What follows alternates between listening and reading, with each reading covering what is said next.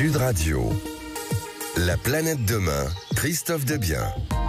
Comme chaque semaine dans La Planète Demain, nous vous expliquons comment les nouvelles technologies et l'innovation vont changer le monde. En deuxième partie de cette émission, nous parlerons de l'unique plateforme numérique solidaire agricole. Mais tout de suite, j'ai le plaisir de recevoir Alain Roland, fondateur de Station E, le premier réseau national de stations électriques multiservices qui change la mobilité en la rendant plus accessible à tous. Ai-je raison ? Bonjour. Oui, tout à fait. Bonjour Alain Roland, bienvenue dans La Planète Demain. Alain, expliquez-nous ce qu'est précisément Station E et quels sont vos objectifs. Alors moi j'ai fondé Station E en 2018 avec l'objectif de déployer un réseau donc de stations, mais pas des stations que électriques, je pourrais dire, pour la recharge de véhicules. Mon objectif c'était à la fois de rendre la mobilité pas chère, c'est-à-dire des charges qui soient pour toutes les bourses, et en même temps que ça ne coûte rien aux collectivités dans lesquelles on se déploie ou chez les propriétaires privés, tout en payant une redevance. Et donc j'ai inventé un modèle économique qui permettait de déployer un grand réseau. Alors aujourd'hui, on n'a pas un très grand réseau, mais on a quand même pratiquement 340 stations déployées en France. Ah oui, c'est déjà pas mal. Comment imaginez-vous révolutionner la mobilité électrique, justement, avec ce réseau ? Je pense que c'est une question, encore une fois, de modèle économique. Prendre la mobilité électrique seule, ça n'a pas forcément d'intérêt parce qu'il va y avoir la mobilité électrique sur l'autoroute, qui n'est pas la même chose que la mobilité du quotidien ou encore dans le très rural. Et donc, j'ai développé avec toute mon équipe un modèle économique qui permet d'aller à la fois sur les grandes banlieues des grandes villes, jusque dans les zones très peu denses, en laissant la place à ceux dont le métier, c'est de faire de la charge ultra rapide sur autoroute. Et encore une fois, comment vous imaginez démocratiser l'électrique ? Je pense que c'est une question alors ça c'est personnel, c'est la vision que je porte. Je pense qu'on achètera un véhicule électrique ou on louera un véhicule électrique avec des kilomètres comme on a un téléphone avec des gigas. C'est-à-dire que la voiture, c'est un téléphone roulant maintenant, donc elle a beaucoup de services à l'intérieur. Si on part du principe que ce véhicule, il va bénéficier de beaucoup d'innovations, y compris des batteries, les moteurs, etc., le prix va baisser, un peu comme pour l'ordinateur, on va dire, dans l'ancien temps. Et donc on va pouvoir... La révolution, en fait, elle va venir par la population qui va constater que les voitures sont moins chères, qu'on peut se déplacer avec des prix qui sont au moins la moitié inférieurs à l'essence. Et à côté de ça, il faut des sociétés comme nous qui aient un modèle qui fonctionne pour être évidemment rentable. C'est là l'intérêt du modèle qu'on a développé. Alors vous parliez des services. De quels services s'agit-il ? Qu'est-ce que vous proposez sur l'ensemble de vos stations comme service ? Alors on a une approche de 4 axes. Premier, c'est il faut déjà brancher des voitures qu'elles puissent se charger. C'est le premier service qui est ressenti par l'utilisateur. Ensuite, les besoins essentiels de la population, c'est le haut débit. Tout le monde veut être connecté aujourd'hui.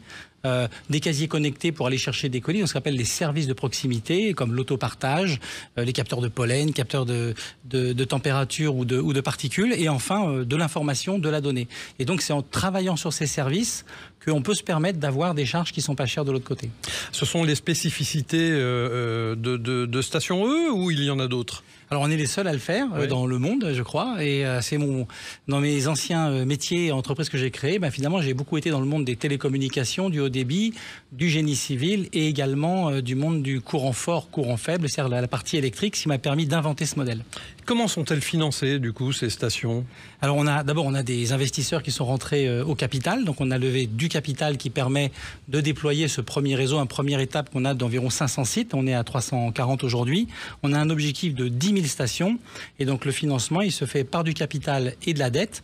Et effectivement, on a une rentabilité qui est beaucoup plus courte que nos collègues, je vais dire, des réseaux collègues, et qui, eux, ne dépendent que de la charge électrique et dont un prix un peu plus élevé que le nôtre. Donc, votre modèle électrique, votre business modèle économique, il est basé sur quoi, précisément ? Il est basé sur des revenus électriques, mais suffisamment bas pour avoir une population de plus en plus nombreuse qui s'adresse à nos services. Et à côté de ça, avec l'industrie qui a besoin, dans les mêmes endroits, d'aller déployer du haut débit ou des casiers connectés. Je vais prendre l'exemple de Amazon, Vinted, Pickup, La Poste, ou encore dans le haut débit, vous connaissez les opérateurs mobiles d'aujourd'hui. Donc eux ont un intérêt à venir au même endroit. Et donc, on mutualise les services et ça permet de financer et de payer une redevance aux collectivités et aux propriétaires privés tout en payant toute la station. Alors justement, ces stations, on les retrouve où précisément ? Alors, j'ai fait le choix de ne pas aller sur l'autoroute parce qu'il y a déjà des grands groupes très sérieux qui savent le faire. Le monde de l'autoroute est un peu particulier avec des concessions. Moi, j'ai choisi d'aller plutôt pas dans les grands centres-villes parce que les grands centres-villes, on veut maintenant avoir moins de véhicules, donc on ne va pas mettre des chargeurs au centre des grandes villes, mais on va aller dans les banlieues où on va aller jusque dans les zones très rurales. Un exemple récent, on a installé une station dans un village de 247 habitants, une station rapide, parce qu'on avait effectivement d'autres services à ajouter, et donc on gardait cette certaine rentabilité qu'on n'aurait pas pu avoir si on mettait que le chargeur. Alors comment se recharge-t-on sur vos stations? Comment ça fonctionne? Alors, techniquement, en fait, il faut absolument rassurer l'utilisateur. Donc, quand on vient sur une station E, il y a le TPE, donc vous savez, avec la carte de crédit, donc on n'est pas obligé d'avoir une carte d'abonnement. Donc, on a le TPE systématiquement. On a aussi une carte station E qui, à la fois, permet de venir sur nos stations, mais d'aller aussi sur tout le réseau français, puisqu'on est partenaire de tous les autres réseaux. Il y en a 300. Donc, on a signé des contrats avec tous ces gens-là. Donc, on peut aller partout avec cette carte. Il y a aussi ce qu'on appelle un QR code. Et puis, on peut venir se charger avec les cartes de tous nos collègues. On a signé avec tous. Donc on peut venir avec n'importe quelle carte de l'extérieur. Donc à la fois on cherchait à fidéliser nos clients sur nos stations pour avoir un prix qui soit évidemment préférentiel avec notre carte, mais aussi que n'importe qui puisse venir avec n'importe quelle carte et qu'avec notre carte on puisse aller de sa banlieue parisienne par exemple jusqu'à Bayonne parce qu'on va en vacances et se charger sur le réseau de Bayonne. Alors vous parliez du prix justement, enfin en tout cas du tarif de votre électricité sur les stations E. Quel est-il aujourd'hui? Est-ce qu'il change avec l'actualité? Est-ce que vous faites évoluer les choses? Est-ce que vous bloquez un prix? Comment ça se passe? Alors, depuis que j'ai créé l'entreprise, en fait, le prix du... Alors, d'abord, pour que tout le monde comprenne bien, 1 litre d'essence, c'est 2 kWh à peu près. Donc, ça veut dire que quand on a une voiture qui fait 64 kWh de batterie, quand on achète une voiture, on la loue, on se dit c'est quoi? C'est l'équivalent de 31 litres d'essence. C'est pour ça que ça va un petit peu moins loin. Donc, une fois qu'on a dit ça, on dit moi, j'ai fixé le prix du kilowattheure à 36 centimes TTC pour avoir à peu près 70 centimes l'équivalent litre d'essence, pour que ce soit évidemment attractif. Ça n'a pas bougé, y compris avec les conflits qu'on a connus récemment dans l'Est de l'Europe. Et donc, on maintient ce prix. Et pourquoi on peut le faire? C'est parce qu'encore une fois, on a des activités à côté et des services avec des industriels qui permettent de faire bénéficier l'utilisateur de ce prix bas. Mais je ne m'arrête pas là. C'est que comme je suis très optimiste pour l'avenir, c'est qu'il faut aussi s'intéresser aux habitants en appartement. Et des appartements, il y a à la fois des appartements ou des appartements de type HLM. Il faut absolument que les personnes qui auront des voitures bientôt qui seront moins chères puissent aussi se charger moins cher en ville. Donc on travaille actuellement sur des solutions qui permettraient d'aller pratiquement au tarif réglementé en ville. Ça veut dire que vous ne répercutez pas du tout les fluctuations financières du tarif de l'électricité sur vos clients. Vous essayez de conserver un prix, on va dire, moyen pour vos clients, c'est ça? Disons que c'est que quand à partir du moment où il y a des effets, il faut avoir un modèle qui tient la route, c'est-à-dire pouvoir supporter le changement d'environnement dans lequel, sinon les gens ne comprennent plus rien. On voit déjà même à la télé actuellement en disant les prix, tout est dit et presque je veux dire n'importe quoi. Aujourd'hui, il faut être à des prix qui soient en dessous de 1 euro 1 euro le litre d'essence, si je peux dire. Et nous, on est à 70 centimes. Voilà. Et justement, alors, comme il ne s'agit pas d'essence mais d'électricité, on n'a pas encore vu les balbutiements des voitures électriques, enfin pas complètement. Et si une voiture électrique tombait dans panne, ce qu'on appelle la panne sèche, c'est-à-dire plus d'électricité pour le coup, qu'est-ce qui se passe? Est-ce que Station E est capable de rapatrier un véhicule jusqu'à sa station ou faut-il utiliser un autre service? Et si oui, lequel? C'est une très bonne question, c'est-à-dire que là, quand on achète un véhicule ou qu'on le loue, d'abord on a une assurance, comme quand on crève un pneu sur l'autoroute, etc. Donc il y a l'assistance technique qui vient. Donc on appelle, alors c'est très rare, les voitures électriques qui tombent en panne. Moi, ça fait 7 ans que je conduis en voiture électrique, je n'ai pas vraiment entendu parler. En revanche, si ça arrivait, une panne d'ailleurs électrique ou une panne de voiture, un problème électronique, il y a toujours des dépanneurs qui viennent et qui sont en capacité d'aller transporter le véhicule jusqu'à une borne. Et encore une fois, quand on a car station, on peut se charger partout. Donc il suffit de déposer la voiture quelques centaines de mètres plus loin, quelques kilomètres, parce que maintenant il y en a partout, des points de charge en France, c'est vraiment incroyable, il y en a 140 000, donc on trouve partout, et donc on va pouvoir se recharger. Alors vous disiez tout à l'heure que justement vos stations, vous en aviez un certain nombre, de combien est-il précisément aujourd'hui? Alors à aujourd'hui c'est 339 je crois ou 40, on sort une station par jour, donc mon objectif c'est d'en sortir 8 par jour. D'accord. Dans 1 an et demi. Donc à 2030 par exemple, vous envisagez... Alors à 2030, on appelle ça un objectif ambitieux, mais on voudrait avoir 10 000 stations. Oui. Qui fait un grand réseau et qui permettra d'avoir aussi des abonnés, en fait, un peu comme vous retrouvez en téléphonie. On aura des abonnés aux stations E, puis on ira partout se charger, mais on pourra aussi, avec cette carte, aller se charger ailleurs quand on ne trouve pas une station E. Et là, cette carte-là, vous la fournissez Alors, elle est offerte. C'est-à-dire que quand on va sur notre site internet, on peut la commander. On a aussi une application mobile qui permet aussi de la commander. Donc on a une petite appli qui permet de voir le réseau de tout le monde. Tous les prix d'ailleurs, on peut voir le prix de nos collègues concurrents chez qui on peut se charger. Quand vous cliquez sur une station, vous voir le prix, vous aurez le prix au kilowattheure. Et donc la carte, elle est disponible sous 2-3 jours en général, mais elle n'est pas vendue, elle est offerte aujourd'hui. Alors vous parliez de votre site internet, profitez-en, je vous laisse le définir en ligne. C'est station avec un S, comme il y a plusieurs stations, voilà, -e.com. Ok.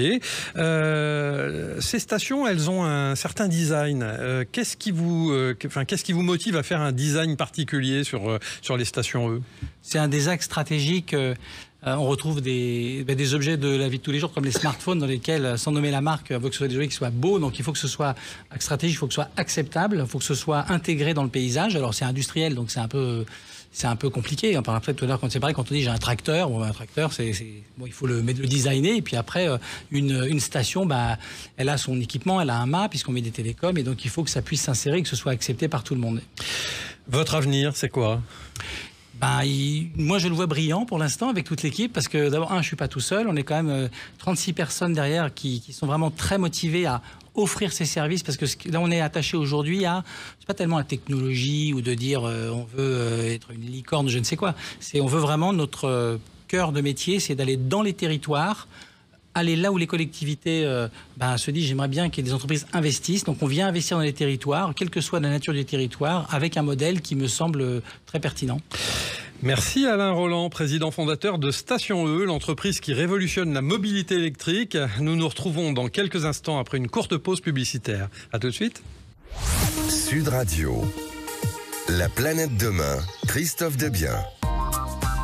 Il est temps de retrouver Thibault le French Trotter qui sillonne la France à la rencontre de ceux qui trouvent des solutions pour un futur durable. Alors de quoi allez-vous nous parler, Thibault ? Eh bien, on va parler d'agriculture écologique avec quelqu'un que je vais vous faire découvrir. Il s'appelle Denis Vicentini.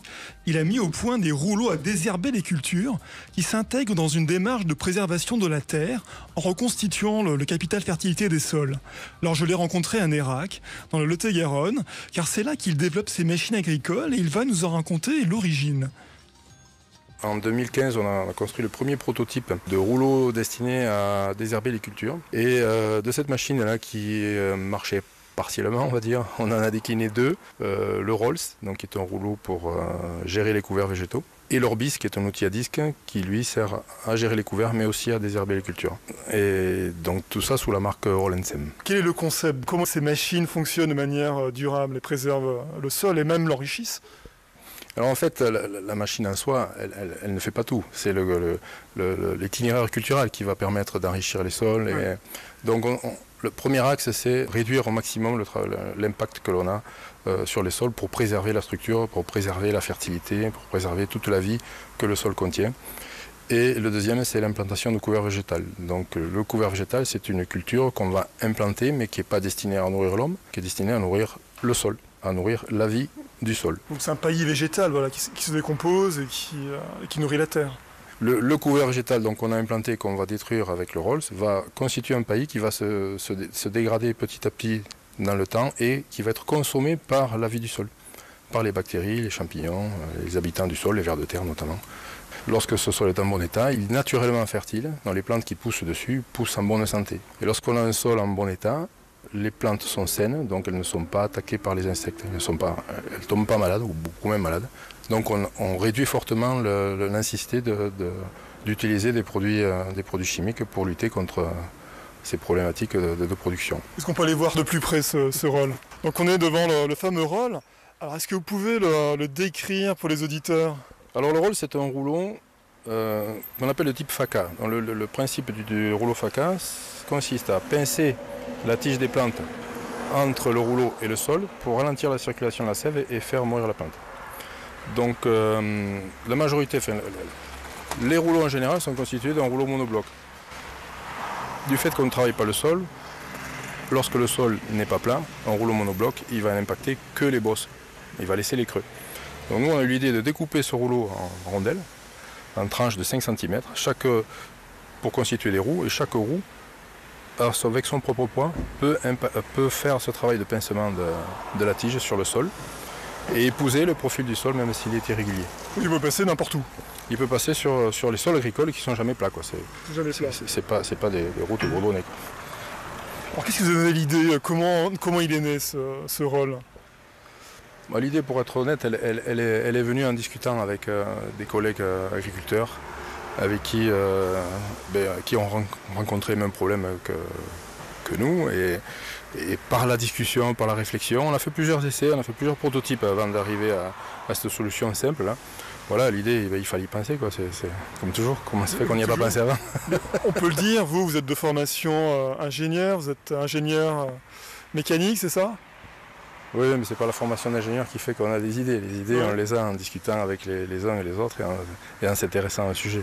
Après, la mise en œuvre, oui, elle se fait bien quand on sait faire notre métier. Et je crois que vous avez été primé dans un concours agricole? On a été primé pour le Rolls en 2018 au Cival, au salon du Cival à Angers. On a aussi été primé pour l'Orbis en 2020, toujours au Cival. Alors comment une machine comme celle-ci s'intègre dans les problématiques actuelles de développement durable? Elle s'intègre dans un itinéraire culturel différent de ce qu'on pratique en agriculture classique, dite conventionnelle ou même bio, parce que le sujet il n'est pas là. On n'est pas là pour opposer les bio aux conventionnels. Les deux ont des forces et des faiblesses. Mais par contre, ce qui est essentiel dans ces deux systèmes, c'est le sol. Nos plantes, elles poussent dans le sol, on ne les fait pas pousser dans un substrat artificiel ou artificiel. Voilà. Et quand le sol est en bon état, quand il est fertile, quand il est vivant, quand il est équilibré, les plantes, elles poussent en bonne santé et elles font, et la récolte est de bonne qualité aussi. Donc ça impacte la qualité de ce que l'on va manger derrière. Et oui, c'est un cercle vertueux, c'est en prenant soin du sol qu'on cultive des plantes en bonne santé. En attendant de retrouver la suite de ce reportage, je vous invite à visiter le site Rollensem, ROLNSEM.fr, pour découvrir cette gamme d'outils innovants pour une agriculture encore plus durable. Merci beaucoup Thibaut pour ce reportage passionnant. Nous nous retrouvons dans le studio de Sud Radio avec un second invité qui se nomme Marcel Turbo. Il est président de Turbo Céréales et va nous parler de son idée innovante de coopérative citoyenne et solidaire de production agricole à impact sur laquelle il travaille d'arrache-pied depuis 2017 en s'appuyant bien entendu sur la technologie blockchain. Alors saviez-vous qu'en France, 2/3 des producteurs de céréales n'ont pas la trésorerie nécessaire pour financer leur cycle de production de 9 à 12 mois, avec pour conséquence jusqu'à plus 30% de coûts de production. Et oui, plus 30%, un revenu producteur passant de 3 000 à moins de 1 000 euros bruts par mois. Et bien sûr, une filière déstabilisée qui ne peut pas faire sa transition agroécologique. Je pense que Marcel Turbo a des solutions à proposer. Donc bonjour Marcel. Bonjour. Selon vous, produire durable et bien vivre, est-ce possible ? Oui, c'est possible. On le voit bien, l'agriculteur est très connecté. L'agriculteur, il sait partager son matériel avec ses voisins. Il mutualise aussi les données. Mais aujourd'hui, le problème principal de l'agriculture, on l'a vu cette année avec les manifestations, c'est la trésorerie. Il y a un gros problème de trésorerie dans la filière. Et chez Turbo Céréales, notre mission, c'est d'arriver à mutualiser la trésorerie, mutualiser l'argent en allant vers le consommateur pour que le consommateur participe à la coproduction de sa production agricole un an à l'avance pour pouvoir avoir une meilleure traçabilité et un meilleur suivi. Alors, on était juste avant avec Alain Roland, qui est donc fondateur de Station E. De l'agriculture à la station électrique, il n'y a peut-être qu'un pas, mais il y a d'autres rapports vraisemblablement entre l'agriculture et votre activité. Est-ce que vous avez, Alain Roland, un rebondissement à faire sur ces premières phrases ? Je vais quand même laisser Marcel parler, mais très rapidement, quand on parle de haut débit, quand on met ce qu'on appelle ça le Smart City, et qu'on va dans les endroits qui sont assez reculés, où il y a évidemment de l'agriculture qui se développe, eh bien ces systèmes permettent d'aller y ajouter des équipements que vous pourriez partager, comme des drones, etc., qui ont besoin d'être pilotés. Et c'est vrai qu'en amenant des stations qui ont ces capacités de télécommunication, on pense que ça peut favoriser ce type de développement. Alors, Merci Alain. Marcel, vous allez rebondir sur ce que dit, sur ce que dit Alain, mais avant j'ai juste une petite question. C'est quoi votre parcours professionnel pour en arriver à la création de cette plateforme? Alors moi je suis un petit-fils d'agriculteur, J'ai fait des études d'ingénieur agronome. J'ai aussi été très dans la tech quand j'avais 17-18 ans, j'ai gagné quelques prix. Et ensuite j'ai eu un parcours de négoce agricole. Et c'est là où je me suis aperçu du problème de trésorerie qui se dégradait d'année en année. Et donc c'est pour ça qu'il y a 7 ans, 8 ans, on a cherché des solutions pour abder la trésorerie des agriculteurs.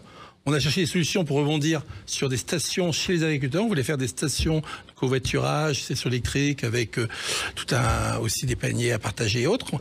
Mais on s'est aperçu vraiment qu'il faut, pour établir la confiance, il faut vraiment un partage avec le consommateur et partager la trésorerie. Et ça, c'était le nerf de la guerre. Donc on s'est orienté vraiment vers le côté trésorerie et on a créé une solution coopérative d'intérêt collectif qui permet de partager, de coproduire sa production agricole. Ah oui, c'est tout un programme en effet. Dites-nous précisément qui est concerné par Turbo Céréales, par la plateforme que vous avez lancée? Alors tout le monde est concerné, c'est-à-dire que ce qui se passe, c'est que chez Turbo Céréales, on va faire appel à des investisseurs, à des citoyens qui vont cofinancer l'agriculteur. Donc l'agriculteur va avoir à disposition la trésorerie apportée par ses investisseurs. En garantie, on va prendre des récoltes futures. Et l'agriculteur va aller voir ses fournisseurs et va qualifier aussi des fournisseurs qui vont nous être nos apporteurs d'affaires, on va dire. Et donc, on va permettre aux fournisseurs de rentrer dans la coopérative pour mieux produire, partager de la data, que c'est important de partager sa donnée pour améliorer l'impact carbone, pour améliorer l'impact phyto et pour avoir vraiment de la transition écologique.